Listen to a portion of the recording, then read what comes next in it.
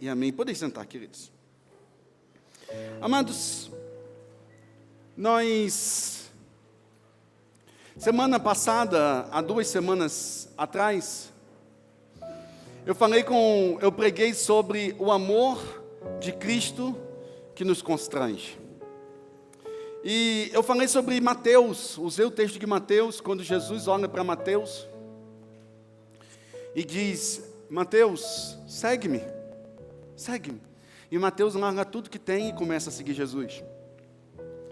E hoje, a nossa ministração dessa noite, ela tem como título o amor, quando o amor, ele literalmente se torna prático. Quando o amor se torna prático.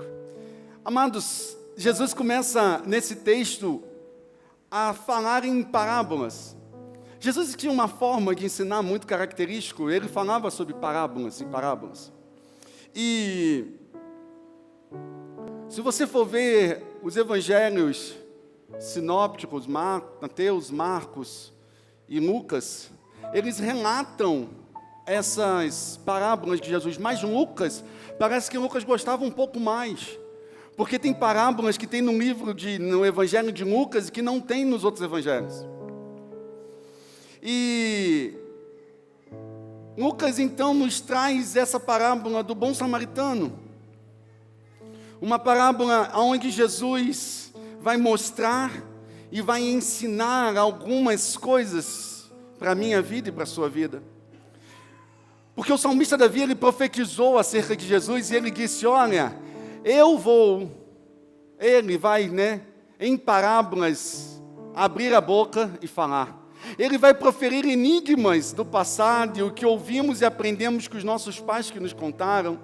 Então o salmista, ele deixa claro que Jesus, ele ia falar e ia ensinar por parábolas. E as parábolas, para quem não sabe, são histórias que demonstram a realidade, mas que não necessariamente esteja acontecendo naquele momento, mas são histórias que ele está mostrando para trazer um princípio. Toda parábola,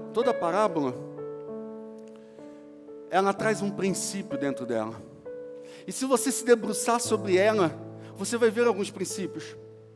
E hoje eu quero me debruçar com vocês sobre a parábola do bom samaritano.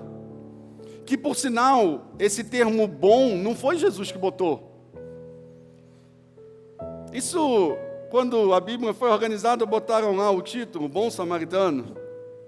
Mas talvez essa seja uma das parábolas mais famosas que Jesus contou. Uma história simples, mas uma história extremamente poderosa. E uma história que tem inspirado corações há séculos para viver um cristianismo verdadeiro.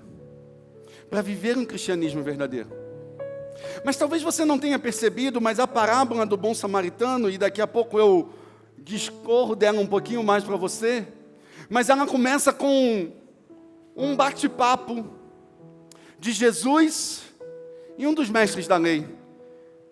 Se você fechou a sua Bíblia, deixa ela aberta em Lucas. Eu vou usar o texto. Deixa ela aberta aí. E aí, se você for ver, no versículo de número 25 ao 27, dá esse relato onde Jesus bate esse papo com o mestre da lei, que em certa ocasião, um perito na lei levantou-se para pôr Jesus à prova. Certa ocasião, um perito da lei, um fariseu, um homem que entendia de lei. Para que você que não seja muito familiarizado com a Bíblia, deixa eu te trazer algumas nuances para que você entenda algumas coisas. Se eu mudar aqui e dizer certa ocasião, um estudioso da Bíblia, porque quando você lê no Antigo Testamento, você está se referindo ao Antigo Testamento. Aliás, no Novo Testamento, você está se referindo ao Antigo Testamento. E ele está falando, olha, esse cara era doutor da lei, era perito na lei. Ele era perito, ele era estudioso na lei. E ele levanta, Lucas deixa isso muito claro, e ele diz, e ele levanta para pôr Jesus na prova. Amados, entenda uma coisa. Nem todo mundo que fala em nome de Deus, nem todo mundo que cita a Bíblia, nem todo mundo que tem textos bíblicos na ponta da língua, ou que tem estudos aprofundados, conhecem verdadeiramente o Senhor da palavra. Tem pessoas que conhecem a letra da palavra, mas não conhecem o Senhor que inspira a letra. Tem pessoas que conhecem as vírgulas, as nuances, as exegeses, as hermenêuticas e todas as outras formas de interpretação de texto, mas às vezes não entende o Senhor que trouxe a palavra.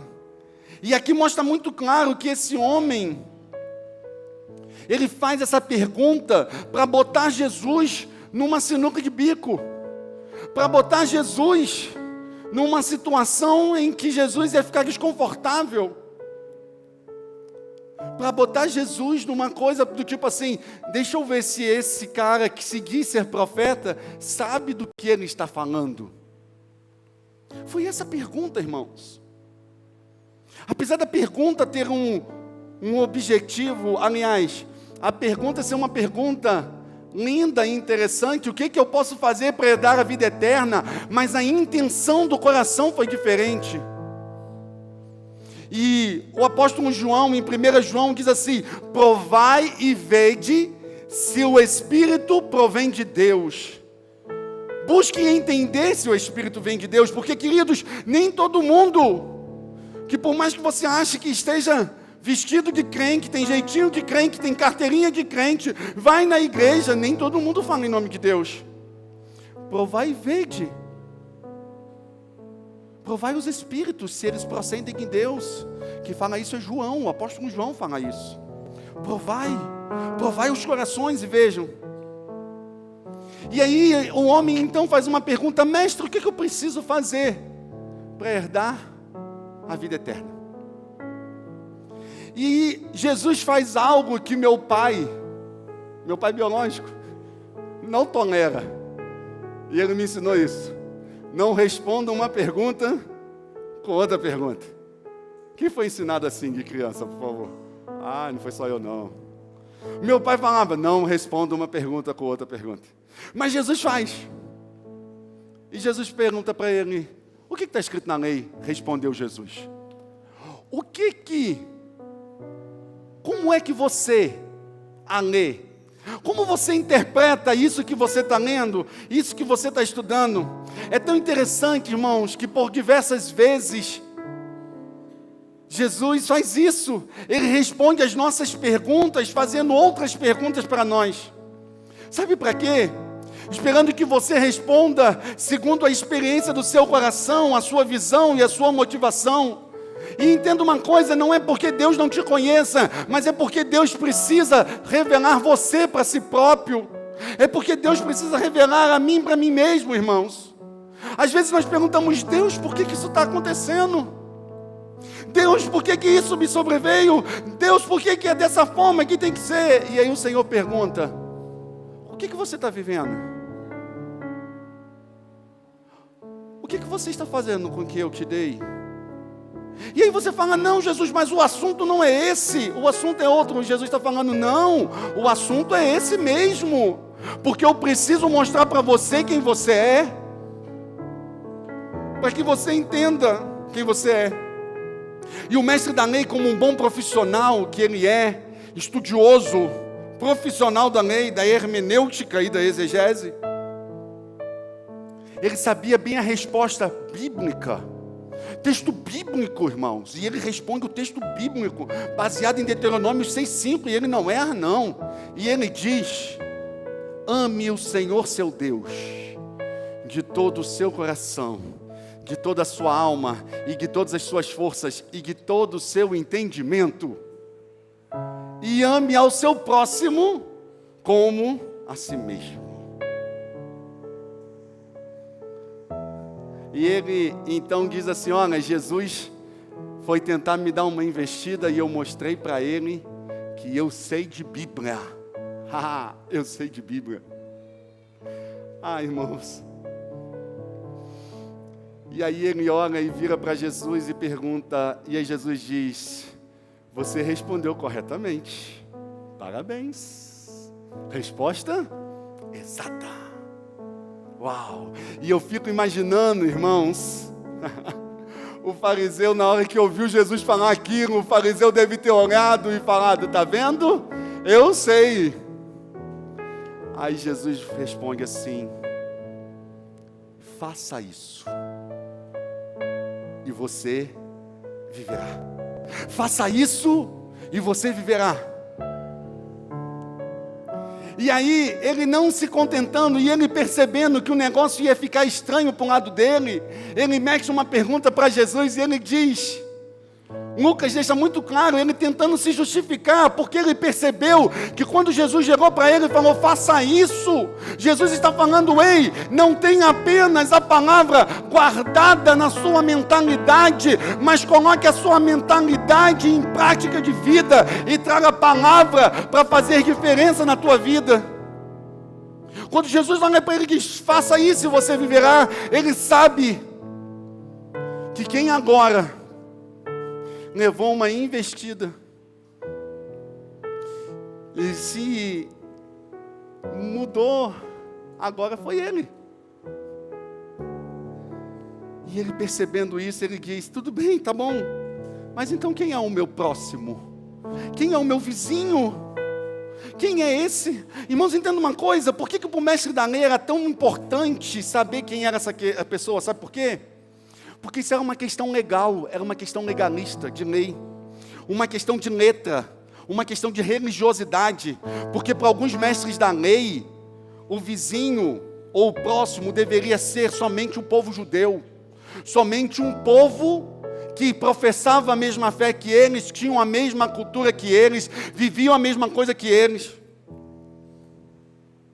Para o povo judeu, para os legalistas e fariseus, eles não tinham a obrigação de amar pessoas que não eram de seu povo, que não eram da sua religião, eles não tinham a obrigação disso. Sabe por quê, irmãos? Porque é muito interessante como a religiosidade é especialista em encontrar justificativas para não fazer o que precisa ser feito, irmãos. É interessante que o mestre da lei tenta se justificar de alguma forma, e isso mostra que ele está tentando evitar o inevitável. Ele está precisando se justificar, se explicar, ser inocentado pela lei, porque esse é o problema da religiosidade. A religiosidade, ela é especialista em criar justificativas santas para manipular a própria consciência, para dizer, não, eu estou fazendo aquilo que eu quero fazer, porque a Bíblia diz assim.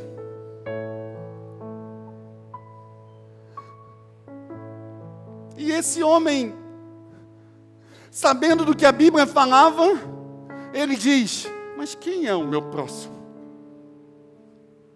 Eu preciso entender isso, porque talvez isso não esteja claro para mim.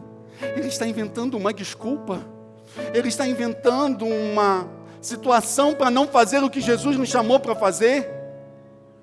E eu costumo sempre dizer, irmãos, que quem quer fazer, faz, e quem não quer, fica inventando desculpas, irmãos. Quem é mais antigo nessa casa sabe que esse é um lema que eu uso muito. Quem quer, faz, e quem não quer, fica inventando desculpas, fica inventando pretextos, fica inventando situações. Quem quer realizar algo pelo reino, não fica colocando dificuldade, mas vai e faz. Porque quem quer faz, quem não quer, inventa desculpa. Inventa desculpa do tempo, inventa desculpa da família, inventa desculpa dos filhos, inventa desculpa dos amigos, inventa desculpa de uma série de coisas. Queridos, presta atenção numa coisa, Jesus não está preocupado com as minhas desculpas e com as suas desculpas. Jesus não está preocupado com as minhas justificativas e com as tuas justificativas. Jesus está preocupado, ou, numa melhor linguagem, Jesus está atento à minha intenção de coração e à sua intenção de coração. Porque quem quer faz, Quem não quer inventa desculpa. E aí então quando um homem inventa essa e fala, ei, quem é o meu próximo? Jesus então conta a parábola do bom samaritano. É aí que entra a parábola do bom samaritano. E Jesus responde ao homem, o próximo, quem é o próximo dele, com uma resposta chocante para o perito da lei. E muito chocante, eu vou te mostrar por que era muito chocante para ele. Era muito chocante porque os judeus, e principalmente os mais elitizados, como aquele mestre da lei, julgavam os samaritanos como um povo nojento, um povo impuro, um povo não merecedor, um povo que tinha que ser distante.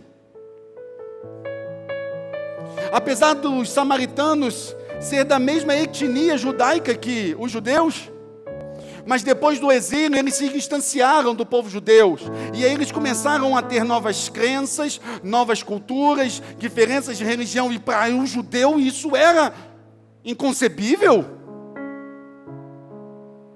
Irmãos, eu fico imaginando quando Jesus usa o termo samaritano, e Jesus fala, olha, um homem sobe por um caminho e vem uns ladrões e assaltam esse homem, batem nesse homem, jogam esse homem e destrói a vida desse homem. Bagunçam com esse homem. E passa o sacerdote, um belíssimo sacerdote judeu, e olha para aquele homem caído pelo caminho, machucado, destruído, bagunçado, e ele passa de longe. E vem um levita, e olha e vê e passa de longe. E aí de repente Jesus diz, vem um samaritano. Irmãos, eu fico imaginando que quando Jesus usou a palavra samaritano, o mestre da lei deve ter se arrepiado todo, irmãos. O mestre da lei deve ter se arrepiado todo. E aí Jesus diz, o samaritano vem, olha para aquele homem, se aproxima dele, enfaixa suas feridas, coloca sobre ele óleo e vinho, bota ele sobre seu cavalo, muda sua trajetória, tira dinheiro do seu bolso, paga para o cara, e depois disso daqui, eu vou pagar mais. E aí Jesus vira para ele e fala, quem desses foi o próximo daquele homem? Ele diz, foi o samaritano. Irmãos, isso deve ter sido um soco na boca do estômago daquele fariseu, irmãos, daquele mestre da lei, porque ele tem que confessar que um povo tão impuro foi o povo que viveu o amor.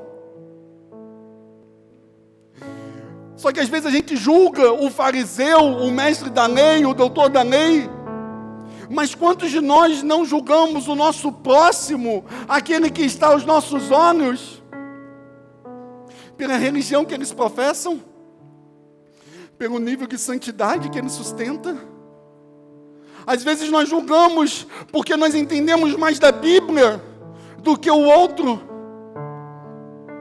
Às vezes nós falamos, não, eu não quero ter contato com aquele povo, por quê? Porque eles não sabem nem citar um versículo da Bíblia. Às vezes nós julgamos os outros porque às vezes a cultura deles é diferente. Talvez eles cantem inário e cantem hinos de inário, e nós cantamos hinos congregacionais. Temos parede preta e luzes e fumaças. E nós falamos, como pode um povo tradicional?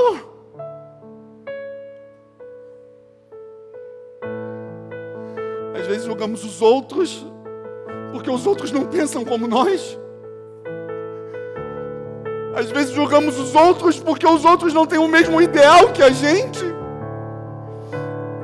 Às vezes julgamos os outros, porque simplesmente nós não gostamos do jeito do outro. E o que nos diferencia desse mestre da lei, irmãos? Nada. Se você for perceber, a pergunta do mestre da lei, ela está enraizada num contexto que envolve leis, tensões sociais, diferenças religiosas, coisas complexas. E sabe como Jesus derruba tudo isso? Jesus responde com um relato que está acima de todas essas coisas, um relato muito simples, que mostra a simplicidade do poder daquele que vive um amor sem se preocupar com as diferenças dos outros. Você pode até achar que hoje o mundo está difícil demais para amar pessoas, mas eu preciso te dizer que os valores da Bíblia continuam na verdade do amor de Jesus, chocando o mundo com a simplicidade, com o poder e com a linguagem universal que é o amor, irmãos. Porque o amor, irmãos, é a linguagem que os surdos conseguem ouvir e os cegos conseguem ver. O amor é a linguagem que todos conseguem sentir. O amor é aquilo que tudo que nós precisamos. E entenda uma coisa, a religiosidade está presa às complexidades humanas, mas Jesus traz a simplicidade perfeita do céu e diz: ama o teu próximo como a ti mesmo. Ama o cara que está próximo de você, o cara que pensa diferente, o cara que age diferente. Talvez o cara nem vem na tua igreja, talvez o cara não é nem da tua congregação da fé, mas não é porque você é crente há 15, 20, 30 anos, recebeu uma revelação e Deus falou contigo, agora você é melhor do que o mundo. Não, Jesus está mostrando para mim e para você que nós devemos descer do nosso pedestal falso de religiosidade, vestir as sandálias da simplicidade do amor e dizer ao mundo: ao amor de Jesus em nós, e nós transbordamos por esse amor em Cristo. Ai, queridos, meu coração sofre, porque nós temos um Deus que é misericordioso e compassivo, paciente e transbordante em amor. Nós temos um Senhor que é bom para todos, e a sua compaixão alcança todos. Mas nós queremos nos fazer melhor do que Deus, para fazer a seletividade do nosso amor.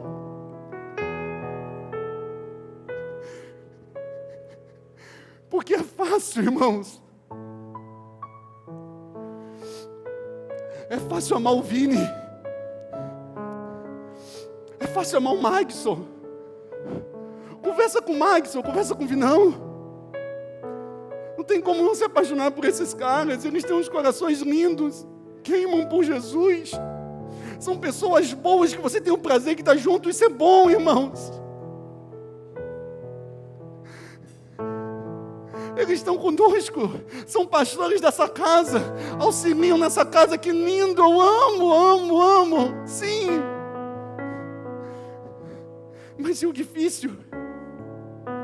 E o complexo? E aquele que torna a nossa vida mais complicada?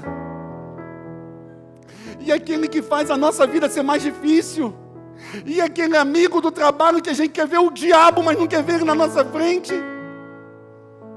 Aquele vizinho que é insuportável? É fácil eu dizer aqui que eu amo o Vinão, que eu amo o Magson.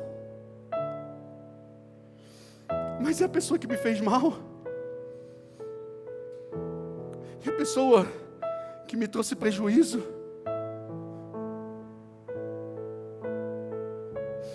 A parábola do bom samaritano não é como um simples homem anônimo faz algo bom para um desconhecido, não é isso. Mas a parábola do bom samaritano é sobre como todos nós, eu e você, todos nós mesmos, podemos traduzir o coração de amor de Deus de forma prática para quem está perto de nós, irmãos. E sabe o que eu acho mais interessante? O mundo gospel tentou até fazer uma música. Irmãos, a música é até bonita, eu não estou criticando a música aqui. Só que o foco da música é o homem. Repara, Quando eu canto a música do Bom Samaritano, é uma música linda, irmãos. Eu não estou aqui criticando, mas entenda. Tentam mudar para que o homem seja, olha, você vai cuidar, vai fazer. Não, irmãos. O texto ali, Jesus não está falando de você sendo a vítima. O texto ali está falando de eu e você nos levantarmos da nossa religiosidade e amarmos pessoas, porque a responsabilidade é minha e sua. É minha e sua. Deus não deseja que tenhamos uma fé distante, fria, indiferente, mas uma fé que a gente conhece e pratique, um amor que transcende preconceitos, injustiças, violências e até mesmo os desafios que parecem grandes demais para nós, irmãos.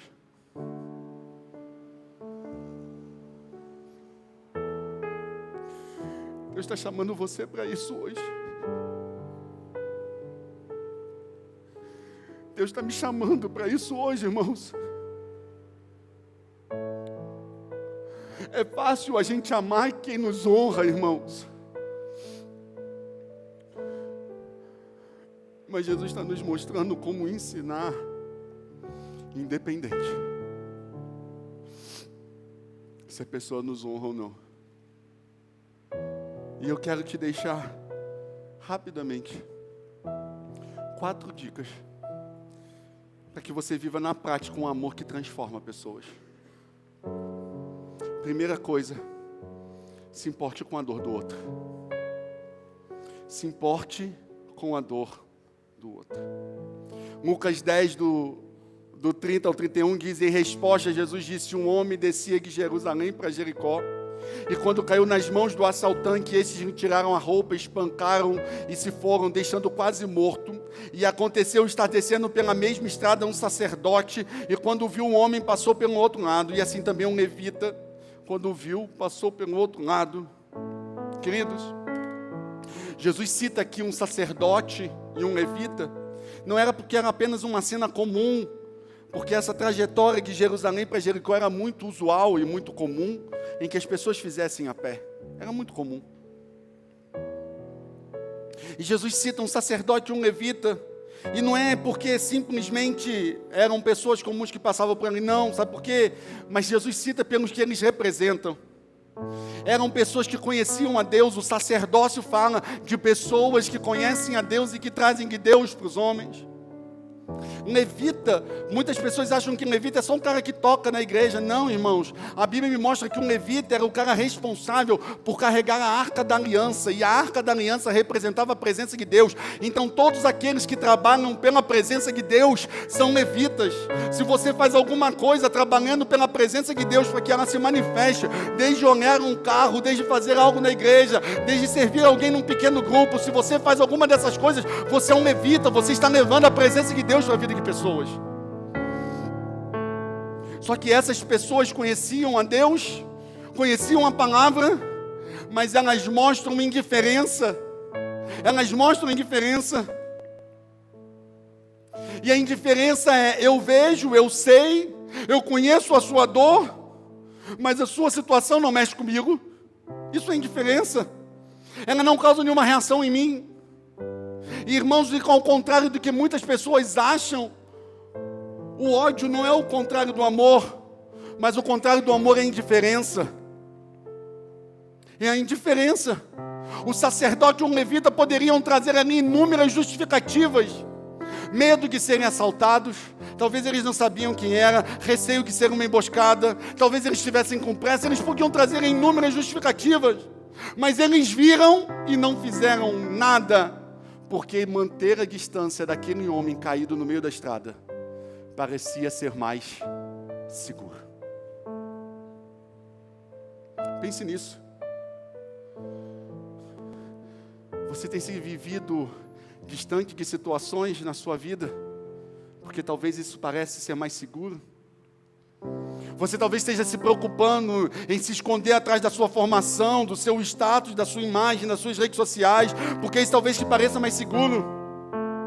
Só que cada vez mais você tem se tornado indiferente às pessoas que estão à sua volta. Ai, irmãos,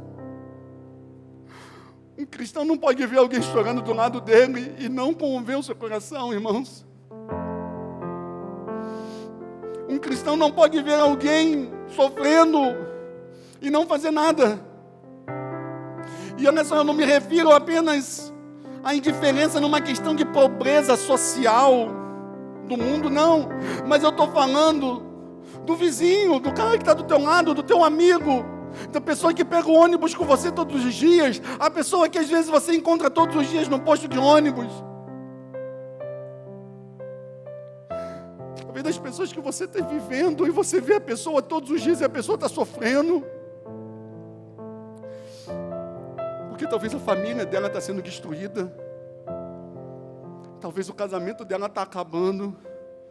Talvez os seus filhos adolescentes estão entrando pelas drogas. Talvez a sua igreja esteja morrendo. Talvez seu ministério esteja acabando. E você, às vezes, passa perto e não sente a dor do outro.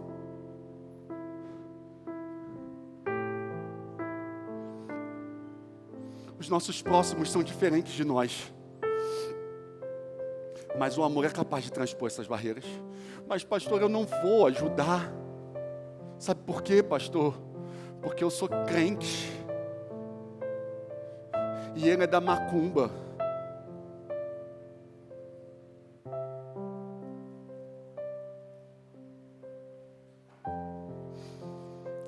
Irmãos, nós tínhamos que sentir vergonha, irmãos. Nós tínhamos que sentir vergonha. Eu não vou, pastor, não vou ajudar. Por quê? Porque eu não quero nem saber daquela pessoa. Por quê? Porque ela vota, ela faz o L e ela vota no Lula. Ou ele defende o Bolsonaro. Ai, meu Deus. Ai, Jesus, tem misericórdia de nós, Senhor. Você só anda com quem é igual a você, queridos. Você só anda com quem fala as mesmas coisas que você, tem o mesmo jeitinho que você, se veste como você. Como assim? Ah, meu querido, nós precisamos conhecer muito de Jesus, irmãos. Nós precisamos conhecer muito de Jesus. Porque você precisa ter coragem para ser bondoso. Você precisa ter coragem para romper com a indiferença. Aprender a ouvir. Estender a mão, fazer algo, mesmo que seja simples, orar por alguém. Pastor, mas ninguém ora por mim, meu querido. Saia aqui dentro do seu umbigo. Tem pessoas que você pode ministrar a graça de Deus. Saia aqui dentro do seu mundinho religioso. E entenda que tem vidas que estão se perdendo. E Jesus mora em nós. E nós não estamos fazendo nada. Me perdoe a minha aflição, irmãos. Mas nós não podemos ser uma geração de crentes indiferentes, irmãos. Nós não podemos ser uma geração de crentes indiferentes, que estão preocupados em trabalhar, em conquistar, mas não estão nem aí para os outros, e não estão preocupados com o coração dos outros.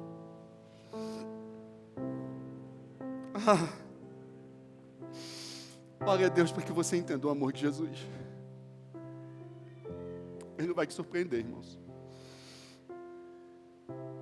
Segunda característica, segunda dica que eu te deixo, é que você viva na prática um amor que transforma. Você precisa se mover em amor na direção do outro. Mas um samaritano, estando de viagem, chegou aonde ele se encontrava. O homem caído, o samaritano, ele muda o seu caminho, ele muda a sua trajetória.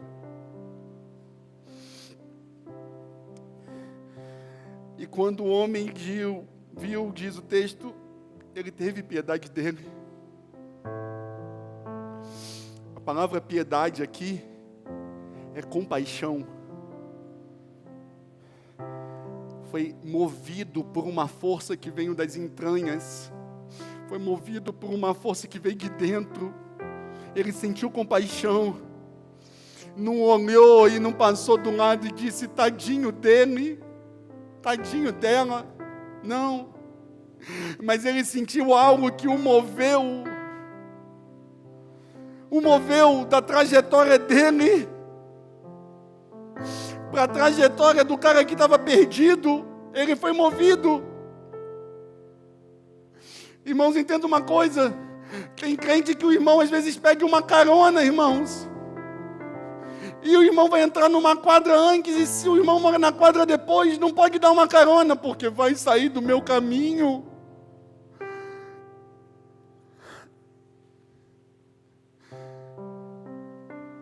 Quanto mais, irmão, se mover em compaixão para ajudar o outro.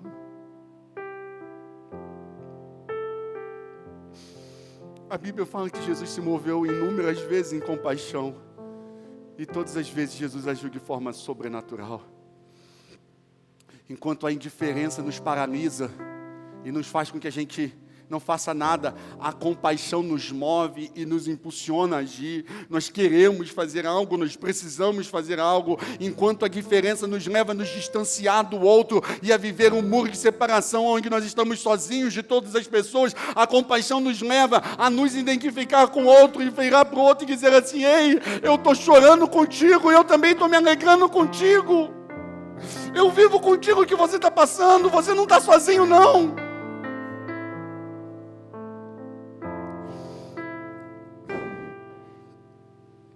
Mas você nunca vai ser movido por isso, se você não viver o Espírito Santo. Porque é preciso coragem para ser bom. E você precisa ter o Espírito Santo para sair da inércia. Você precisa ter o dínamos, o fogo do Espírito Santo, para olhar para o outro e dizer, ei, a tua dor mexe comigo. Eu preciso te ajudar, eu preciso fazer algo. Eu preciso fazer algo. É se colocar no outro, no lugar do outro. Porque como diz a Bíblia, irmãos, se você afirma que ama a Deus, mas odeia seu irmão, é mentiroso, porque não ama seu irmão a quem vê e não pode amar a Deus que não vê. Não é possível, irmãos, nós temos uma geração de crentes em que fala que não gosta do outro, que não ama o outro, que não vive o outro, você não sabe o que o outro está passando. Você não sabe o que o seu pastor está fazendo. Você não sabe o que aquela pessoa está vivendo. E talvez você está julgando. Talvez você esteja perguntando, mas quem é meu irmão? Você está agindo igual o período da lei, querendo se justificar.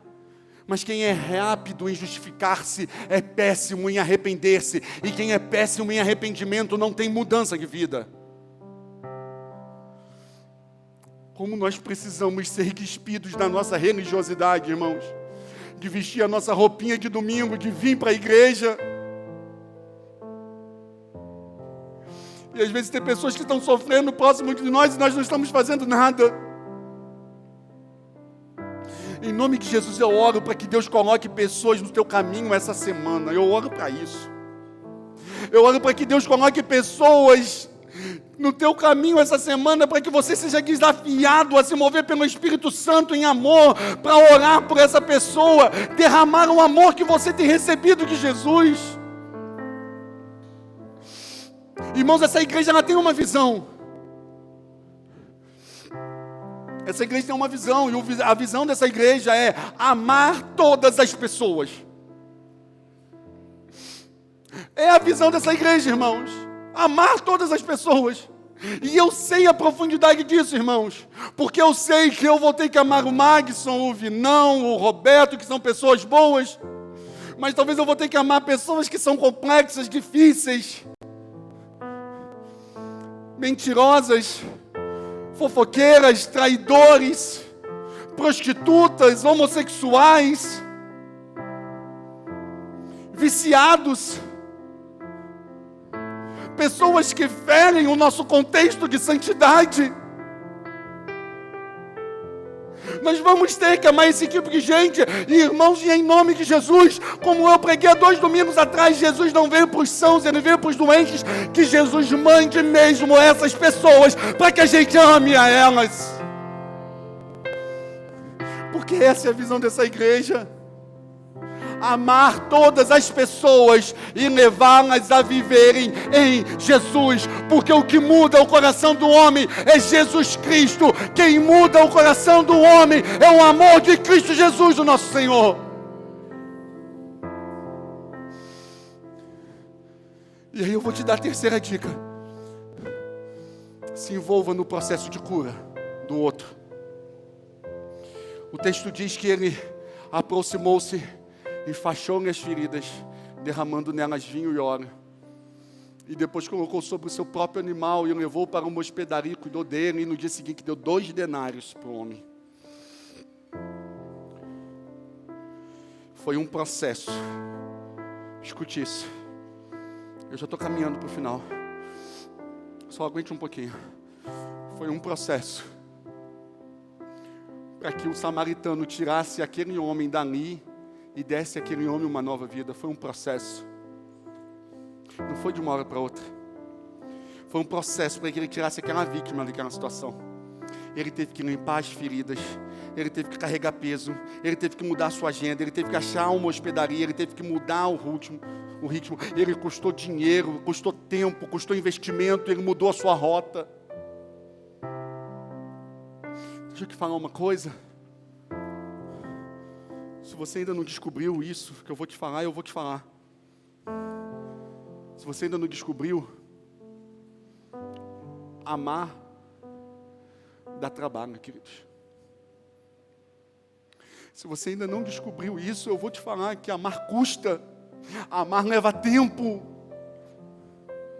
Você precisa entender isso para que você não saia daqui com uma visão romantizada e dizendo: eu vou amar todo mundo. Não, você vai amar pessoas que vão te desprezar, você vai amar pessoas que vão te trair, você vai amar pessoas que vão embora, você vai amar pessoas que não vão fazer de caso de nada. Mas amar é saber que as pessoas são imperfeitas como eu e você somos imperfeitos. Pessoas nem sempre agradecem, nem sempre atendem, pessoas nem sempre dão a honra que receberam. Porque amar, eu já falei isso aqui, torno a falar e vou continuar falando até o dia que Jesus voltar, irmãos, e a mensagem é essa, irmãos. Amar é correr riscos e continuar fazendo o que precisa ser feito, sem se preocupar com o risco que está se correndo. Isso é amar. Amar é se sujar. Demonstrar o amor de Jesus é se sujar. Porque quando alguém vê que você está discipulando uma prostituta, talvez alguém vai olhar para você e falar: meu Deus, está andando com a prostituta.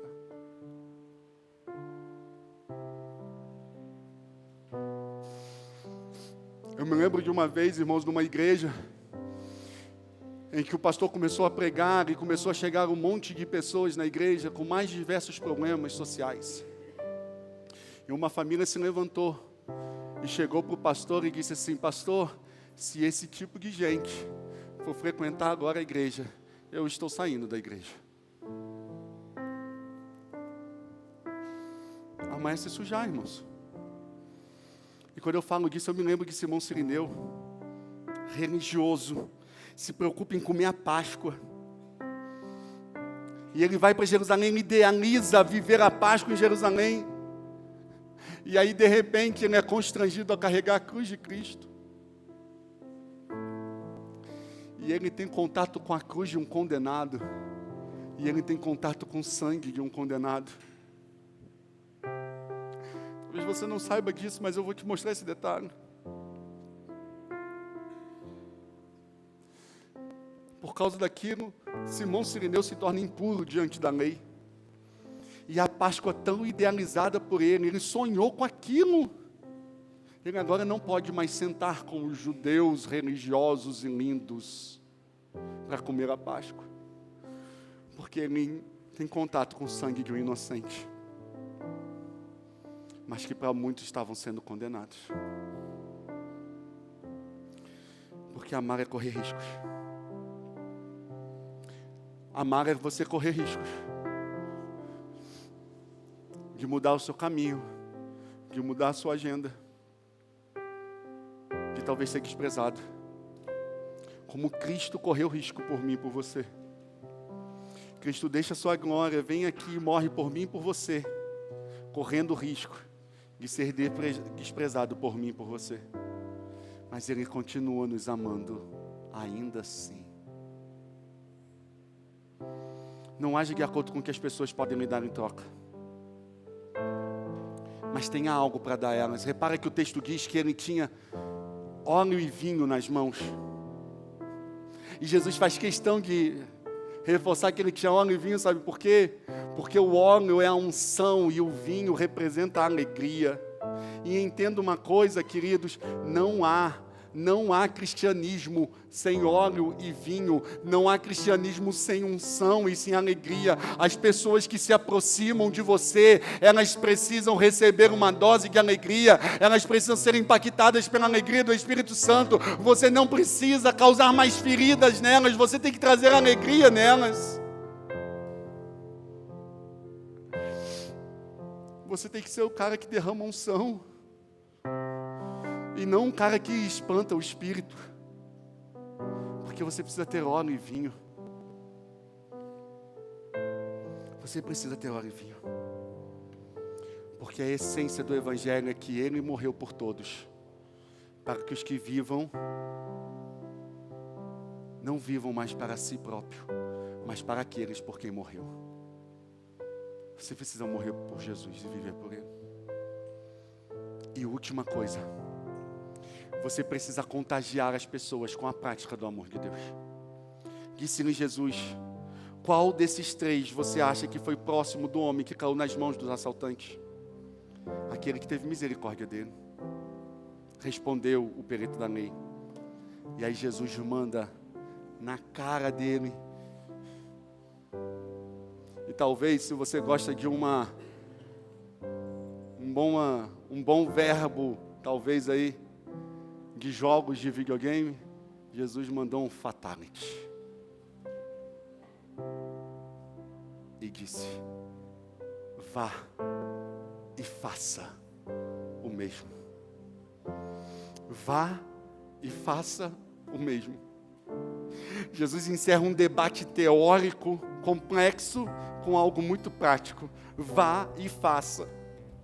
Vá e faça.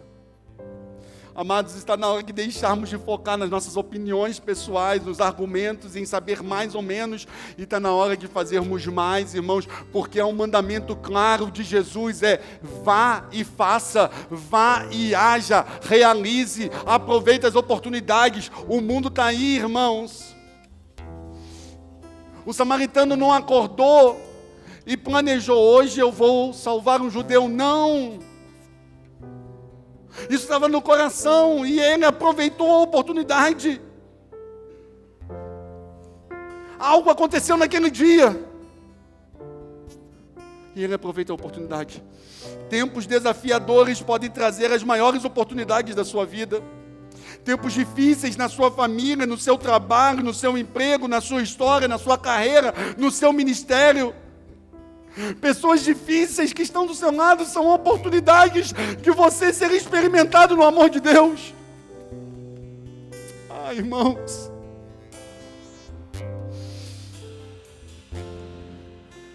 vocês não sabem como eu sou provado em cada palavra que eu trago aqui nesse púlpito, irmãos. Mas sempre é uma oportunidade de você demonstrar o amor de Deus. Como a igreja, nós precisamos pensar se como igreja nós estamos vivendo todas as oportunidades de demonstrar o amor de Deus.